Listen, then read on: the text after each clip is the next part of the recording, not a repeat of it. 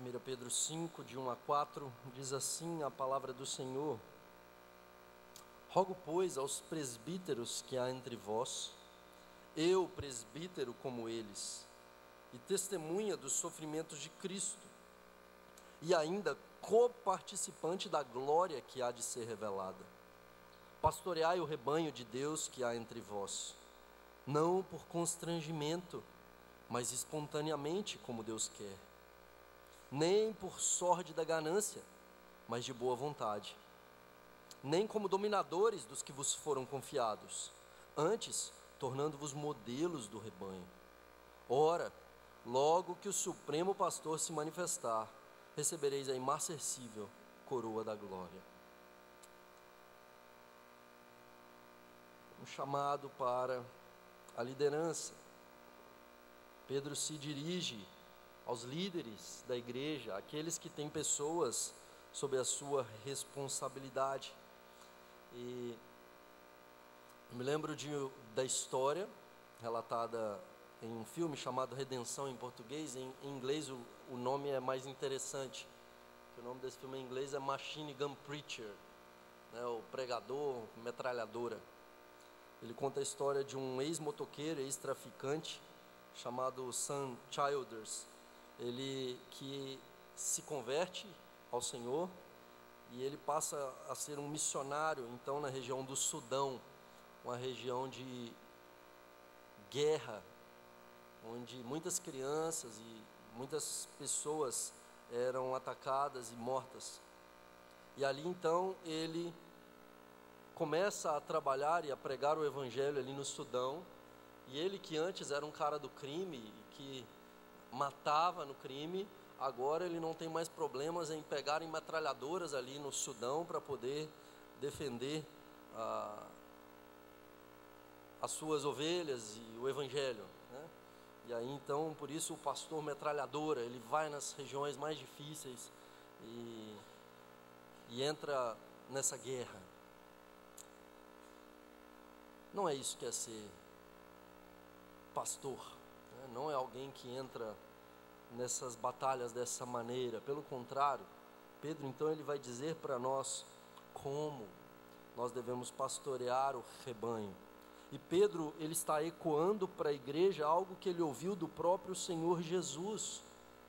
O Senhor Jesus, após a sua ressurreição, depois de que Pedro negou a Cristo, e veja que pela manhã nós vimos isso, quando ele diz que nós não devemos nos envergonhar de sofrer pelo Senhor, de sermos participantes, coparticipantes dos sofrimentos dele. Agora ele continua ecoando isso, dizendo: eu que sou testemunha do sofrimento de Cristo e coparticipante da glória que há de ser revelada. Ou seja, agora eu que estou seguindo Cristo e tomando a cruz e seguindo o Senhor Jesus, e que hei de receber com Ele essa glória vindoura, agora exorta vocês que pastoreiem o rebanho. Porque ele ouviu isso do Senhor Jesus 30 anos atrás, diante de uma fogueira, depois de ter negado o Senhor Jesus por 3 vezes, de ter se envergonhado do nome de Jesus, diante de criadas, ele agora replica aquilo que ele ouviu da boca do Senhor Jesus. Por 3 vezes, então, ele diz que ama o Senhor Jesus, e por 3 vezes ele ouviu do Senhor Jesus. Em João 21,15 ele diz: apacenta os meus cordeiros. Tu me amas? Apacenta os meus cordeiros. No verso 16, tu me amas, Pedro? Pastoreia as minhas ovelhas. E na sequência, novamente, Pedro vai dizer que ama o Senhor, e o Senhor Jesus responde para ele pela 3ª vez: apacenta as minhas ovelhas. Apacenta as minhas ovelhas, pastoreia o meu rebanho. E agora Pedro, que ouviu isso da boca do Senhor Jesus, ele se dirige para a liderança, para os pastores, para os presbíteros, juntamente com ele. Ele tem essa disposição de pastorear o rebanho, de cuidar do rebanho. E agora ele se dirige a essa liderança da igreja, para que eles também pastoreiem o rebanho do Senhor. Ele exorta em primeiro lugar então os presbíteros. Ele diz, veja no verso 1: rogo, pois, aos presbíteros que há entre vós, eu presbítero como eles. Então Pedro, ele é um apóstolo, ele é uma autoridade na igreja, mas ele se dirige a pares. Ele diz, eu sou presbítero como vocês. E o que é presbítero em grego? Ancião. Aquele que tem os cabelos brancos. Aquele que tem a maturidade. E nós sabemos que no cristianismo essa maturidade, né, caso contrário, então nós teríamos um problema aqui, um pastor, né, relativamente jovem, que é um presbítero, docente, no cristianismo não diz respeito apenas a uma questão de idade, mas de maturidade espiritual. Nós vemos isso em Timóteo, por exemplo, ou mesmo no nosso Senhor Jesus Cristo, que inicia o seu ministério aos 30 anos de idade, que morre por volta dos 33 anos. E ele se dirige a esses presbíteros como presbíteros junto com eles, aqueles então que ensinam a igreja, que pregam a palavra à igreja, que pastoreiam a igreja.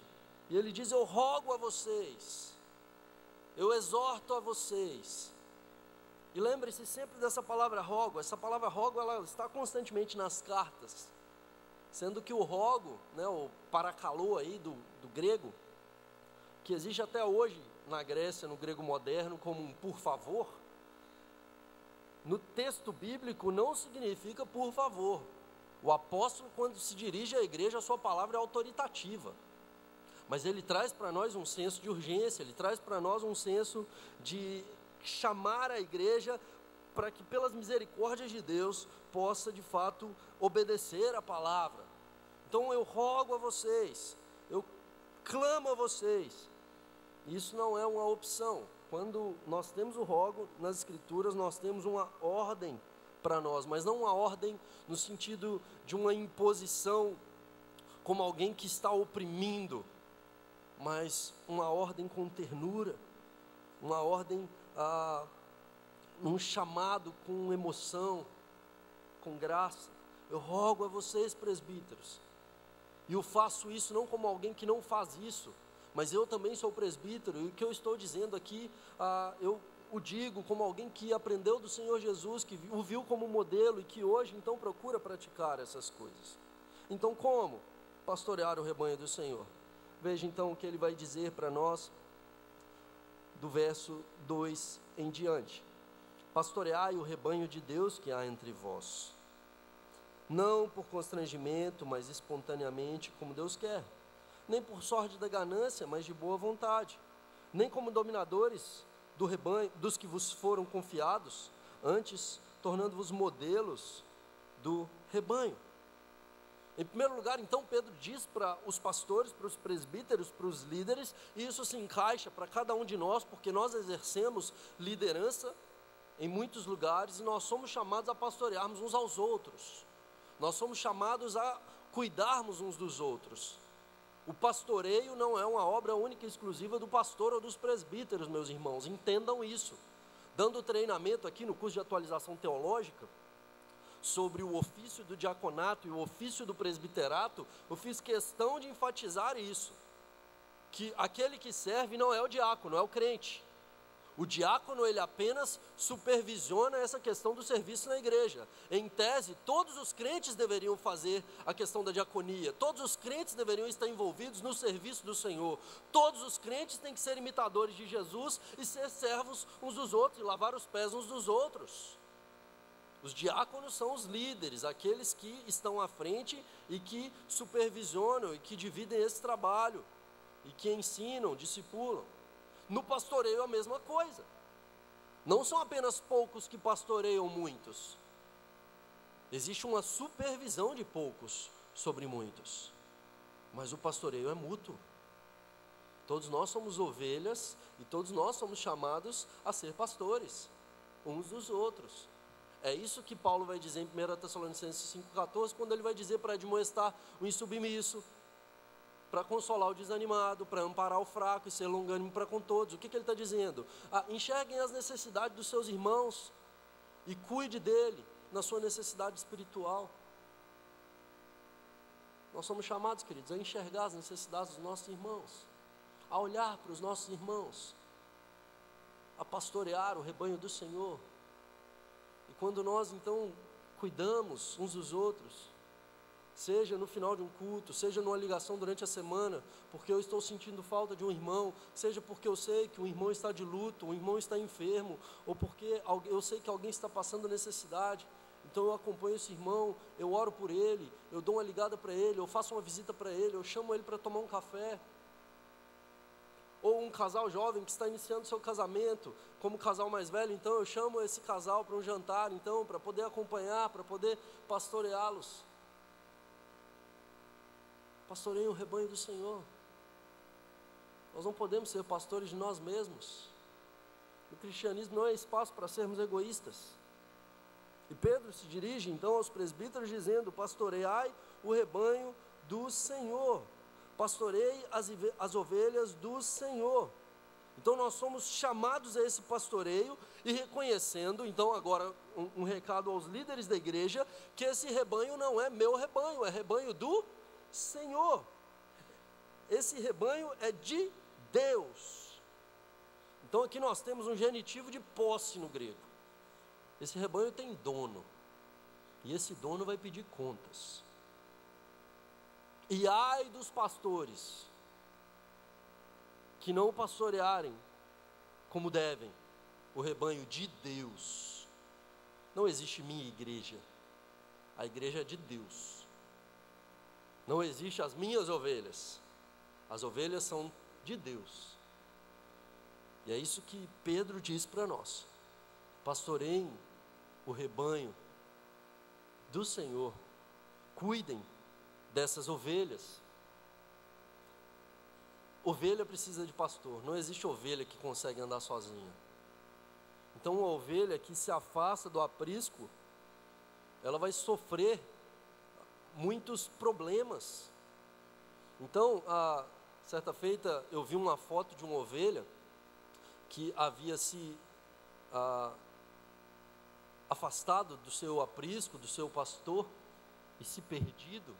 Então quando encontrada aquela ovelha, quase que você não vê ela, de tanto pelo que ela tinha, tanto peso que ela carregava.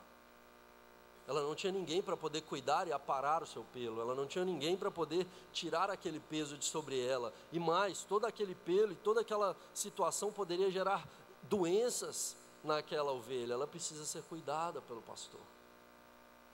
E quando o pastor está com o rebanho, mas não cuida do rebanho, as ovelhas então começam a ficar com esse peso, elas começam a adoecer.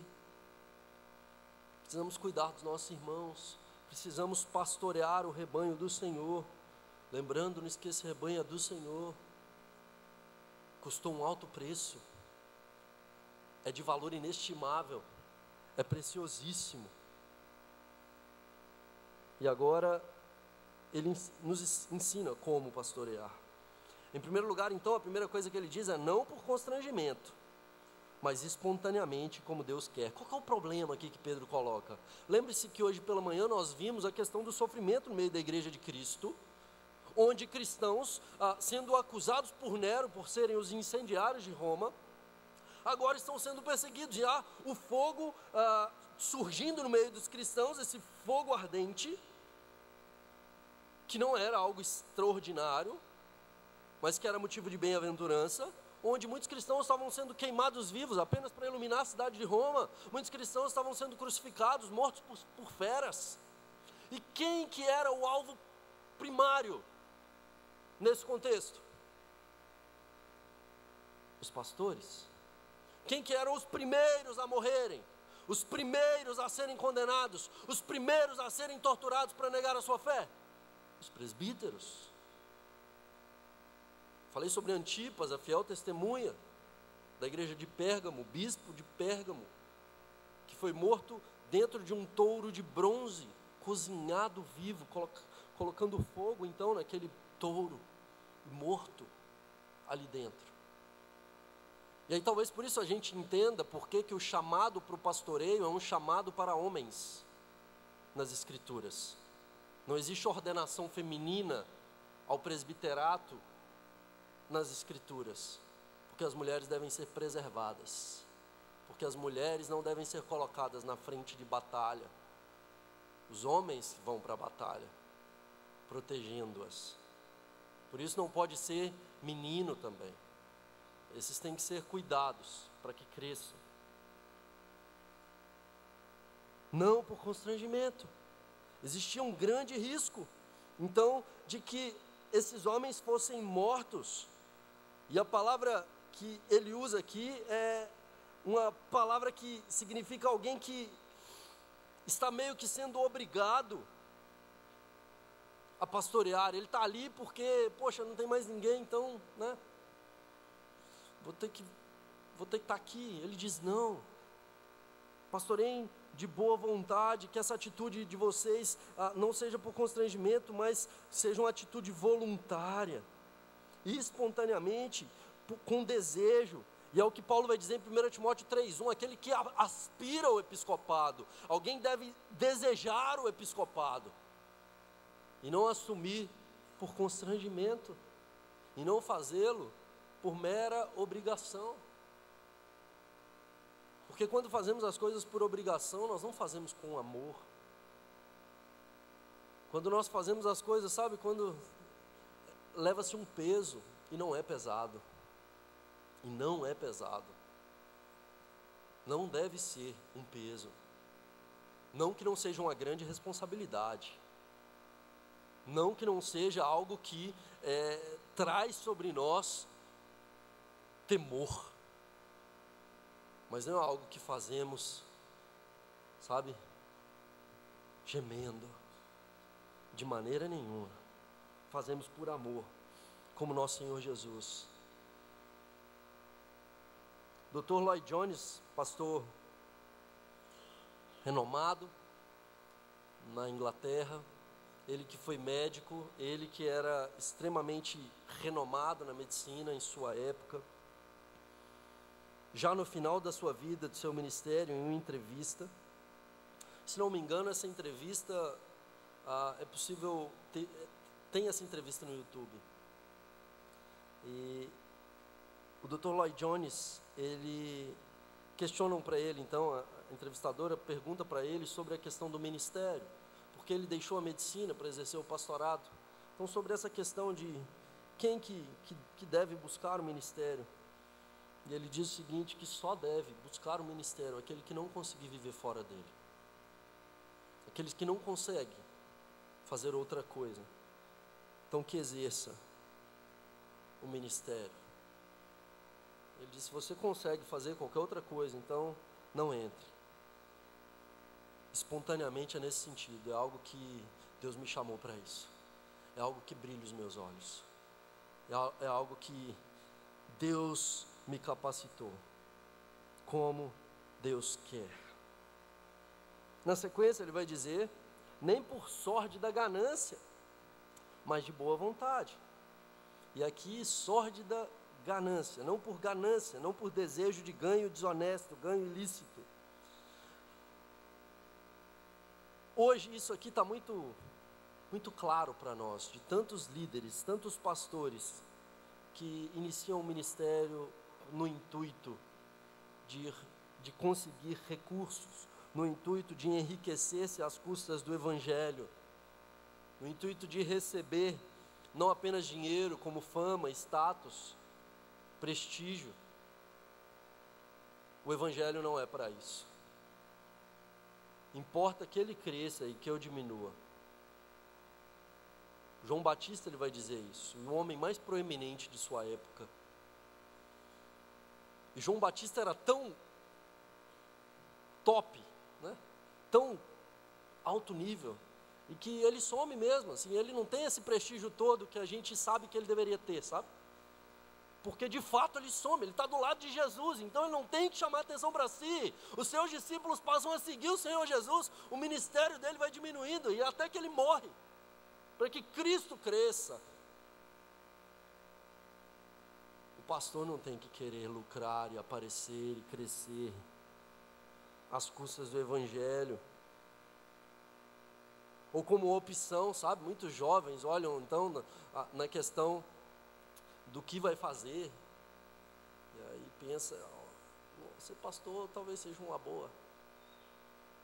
O mercado de trabalho está difícil. Não é uma opção de trabalho.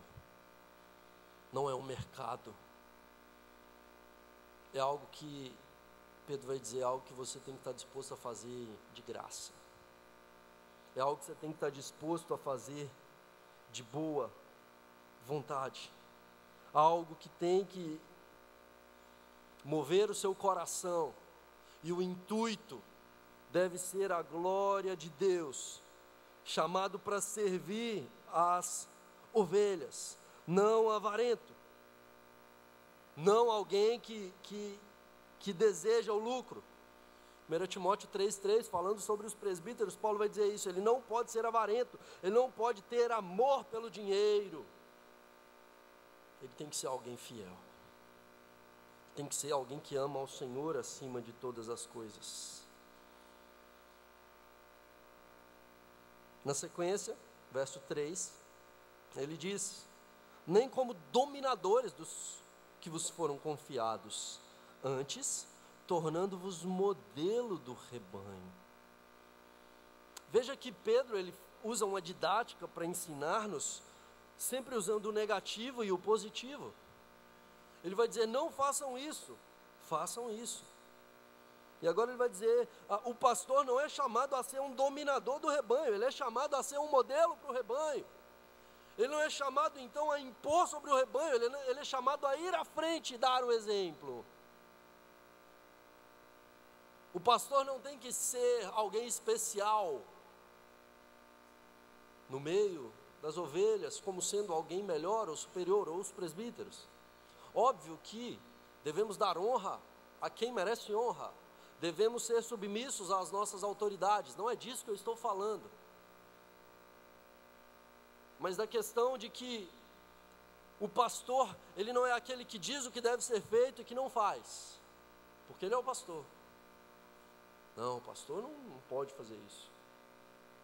Precisamos carregar as cadeiras. Não, o pastor, deixa o pastor, que outras pessoas, como se houvessem categorias. Não há. Pelo contrário, ele é o primeiro a servir, ele se torna um modelo. É isso que o Senhor Jesus vai dizer para os seus discípulos em João capítulo 13. Isso marca Pedro, isso marca os apóstolos. Ele diz, vocês me chamam mestre e senhor, o mestre e o Senhor, e dizem bem, porque eu sou. Mas eu dei exemplo para vocês, para que vocês façam iguais. Eu lavei os pés de vocês, para que vocês façam igual. Eu sou o modelo e vocês devem seguir o meu modelo. O servo não é maior do que o seu senhor. E assim como eu dei a minha vida por vocês, vocês devem dar a vida de vocês pelos seus irmãos. Deus não dá autoridade ao pastor para exercer domínio sobre as ovelhas. Nós não exercemos autoridade no sentido de dizer o que as pessoas devem fazer. Há igrejas onde os pastores querem se enriquecer às custas do rebanho, e há igrejas onde os pastores querem dominar o rebanho, eles querem dizer o que deve ser feito. Tem que pedir para o pastor, quer vender a casa, tem que perguntar ao pastor, quer casar, tem que perguntar ao pastor. Ele se torna um guru. E muitas vezes no gabinete, algumas pessoas vêm me procurar, então, querendo que eu lhes dê respostas sobre o que fazer. E é algo que eu jamais farei. Deus não me chamou para dizer às pessoas o que elas devem fazer no sentido das suas vidas. Isso é algo que elas devem fazer. Deus me chamou para ensinar a palavra e dar o caminho e dizer, olha, a palavra diz isso. Então, de acordo com a palavra, você deve agir. Olhe para a palavra, obedeça a palavra. Pastor, eu devo vender minha casa? Não sou chamado a dizer para as pessoas, a colocar-me como um líder nesse sentido. Nós não devemos querer exercer esse tipo de domínio, de dizer o que se deve fazer, de exercer essa opressão. Hoje pela manhã, na nossa classe, Panorama do Novo Testamento, vimos sobre o livro de 3 João, e João vai dizer ali sobre um pastor, um presbítero, que fazia isso. ele vai dizer que aquele homem, ele desejava ter a primazia sobre os seus irmãos, Diótrefes. Em 3 João, verso 9, ele vai dizer: escrevi alguma coisa à igreja, mas Diótrefes, que gosta de exercer a primazia entre eles, não nos dá acolhida. Por isso, se eu for aí, far-lhe-ei lembradas as obras que ele pratica, proferindo contra nós palavras maliciosas. E não satisfeito com essas coisas, nem ele mesmo acolhe os irmãos, como impede os que querem recebê-los e os expulsa da igreja. Não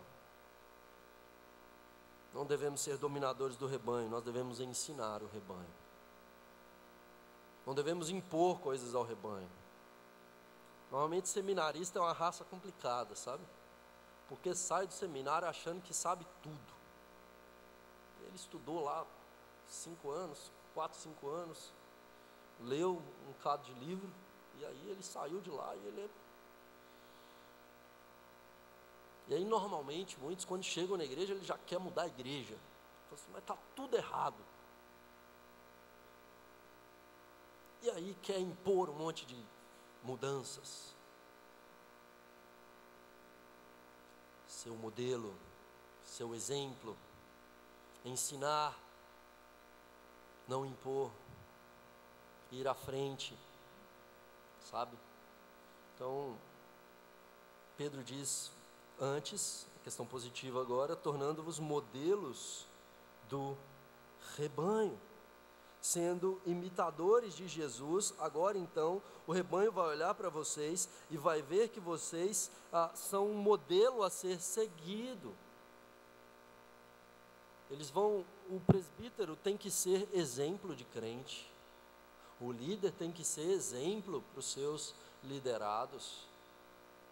Você está na diretoria de alguma sociedade interna, seja um modelo para os sócios. Você está na liderança de algum ministério da igreja, seja exemplo para aqueles que estão e para os outros. Você é professor da escola dominical, você precisa ser um modelo para os seus alunos. Você não pode vir somente quando dá aula. Você não pode ser alguém que não é dizimista fiel. Você não pode ser alguém que é um murmurador, ou que fala mal dos irmãos, ou que no pátio não dá exemplo. Nós precisamos ser modelos do rebanho. Nós precisamos ser praticantes da palavra e não somente ouvintes. E como ser modelo? E Paulo vai dizer isso para nós em 1 Timóteo capítulo 3, sobre o caráter do líder. Ele vai dizer então que o presbítero, o bispo, ele tem que ser irrepreensível. Alguém então que foi provado e aprovado. Ele tem que ser alguém que é marido de uma só mulher, monogâmico. Alguém que é modelo no seu casamento. Alguém temperante, alguém controlado, sóbrio. Alguém que freia os seus próprios desejos e que tem autocontrole. Alguém modesto. Alguém que não é soberbo. Ele é decente. Ele é conveniente, ele não é inconveniente. Hospitaleiro, ele enxerga a necessidade dos outros. Ele não pensa apenas em si. Apto para ensinar. Alguém que conhece a palavra, que vive a palavra e que sabe ensinar e tem condições de ensinar o rebanho do Senhor. Alguém que não é violento, pronto para um golpe. Pelo contrário, ele é inimigo de contendas. Ele se abstém de lutar. Ele não está pronto para a luta, como machine gun preacher, né? Ele se abstém de lutar. Ele está disposto a dar a sua vida e dar a outra face. Ele é gentil, ele é cordato, ele é suave. Ele não é neófito, ele conhece a palavra e ele vive a palavra e ele tem bom testemunho dos de fora. Ele é um modelo para o rebanho. Queridos, nós precisamos ser crentes. Nós precisamos ser crentes. Na nossa família a gente precisa ser modelo lá. Na nossa casa, os nossos filhos nos olham como modelo. Você vai ver os seus filhos repetindo palavras que você diz. Você vai ver os seus filhos repetindo atitudes que você faz. Os seus vizinhos olharão para você. E a liderança precisa refletir a Cristo. E nada mais. O verso 4, então, Pedro termina dizendo da recompensa que os líderes receberão logo que o Supremo Pastor se manifestar. Recebereis a inacessível coroa da glória. Então, aos pastores que pastorearem bem o rebanho do Senhor, não por constrangimento, mas por boa vontade, não por sorte da ganância, buscando lucro, mas de boa vontade, com alegria no coração, não como dominadores, mas sendo modelo para o rebanho, estes receberão a imarcessível coroa da glória. O Deus que os comissionou, o Deus que os chamou, o Supremo Pastor. E veja, o rebanho é de Deus e o Supremo Pastor, o Deus que nos pastoreia. Esse Deus que lemos aqui no Salmo 23, que o Senhor é meu pastor e nada me falta, porque Ele me basta. Porque eu não necessito de nada além dEle, porque Ele é quem cuida de mim em todas as minhas necessidades. Esse Supremo Pastor, que é o nosso pastor, Ele vai nos recompensar. E naquele dia, então, aqueles que viveram a causa de Cristo vão poder ouvir da boca do próprio Senhor: muito bem, servo bom e fiel, porque você foi fiel no pouco, eu vou te colocar sobre o muito. Venha e participe da alegria do seu Senhor. Essa é a nossa esperança, esse é o nosso desejo, a esperança da glória. É isso que Pedro vai dizer: eu que sou coparticipante, testemunha dos sofrimentos, mártir. A palavra testemunha é mártir no grego. Eu que sou um mártir dos sofrimentos de Cristo e coparticipante desse sofrimento e da glória que há de vir. Então eu dou a minha vida pelo rebanho e vou receber a coroa da glória, seguindo o modelo e o exemplo do meu Senhor, que deu a sua vida por nós, para que nós pudéssemos ser salvos, e que ressuscitou ao terceiro dia e foi exaltado, que foi glorificado, e com Ele nós seremos glorificados. Pedro usa uma palavra aqui interessante, amarantinos, imarcessível, amarantinos, amarantinon, na verdade. Ele vai citar então o nome de uma flor, de uma planta, na verdade, da época, que era reconhecida como sendo uma planta que não murchava, uma planta que não morria. Era esse amaranto aí, né? Essa flor romana, que era considerada sagrada porque ela era muito longeva. Ela tinha uma aparência de estar sempre viva. E o que ele vai dizer aqui é que nós recebemos essa coroa que não murcha, que não morre, que é eterna.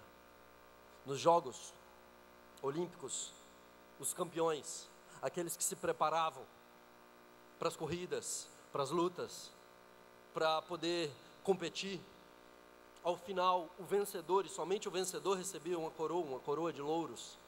Mas essa coroa de louros, dentro de pouco tempo, estava murcha. Ela murchava, ela era consumida. E Pedro diz: nós corremos, nós competimos, mas nessa corrida que nós estamos, a coroa que nós haveremos de receber, ela não murcha, é uma coroa eterna. Nós receberemos das mãos do nosso Senhor uma inacessível coroa da glória.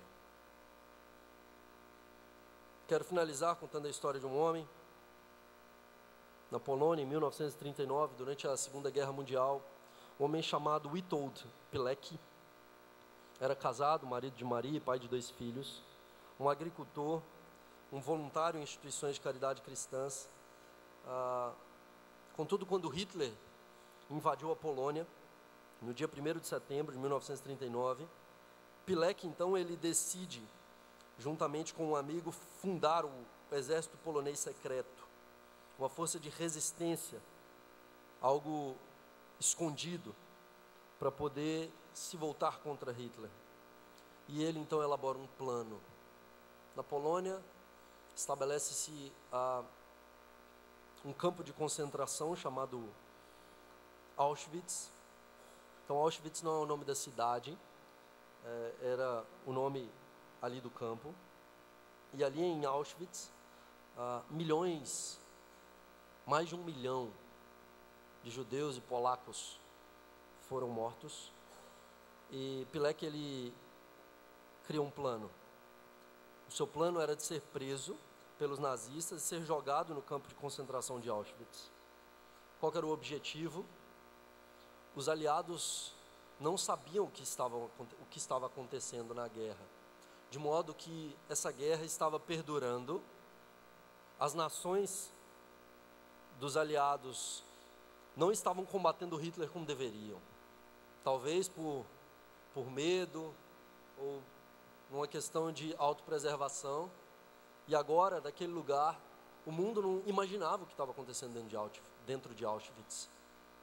E lá de dentro ele faz um primeiro relatório, dizendo e mostrando aqui, então, como uma testemunha ocular das terríveis coisas que estavam sendo feitas dentro de Auschwitz, o que foi conhecido no ano de 1942 como Withold's Report, né, o sobrenome dele, o relatório de Withold, né? Esse primeiro relatório abrangente de testemunha ocular do Holocausto, ele entra lá no intuito de poder cessar a guerra, no intuito de acabar com a guerra. Ele entra num acampamento com mais de 7.000 soldados nazistas que tinham controle de vida e morte sobre aqueles que estavam lá. 1.200.000 pessoas mortas, 8.000 pessoas sendo mortas por dia dentro de Auschwitz. Pilecki consegue escapar, ele é um dos pouquíssimos que consegue escapar de Auschwitz, mas em Varsóvia, continuando o seu trabalho, ele, em 47, é torturado e executado.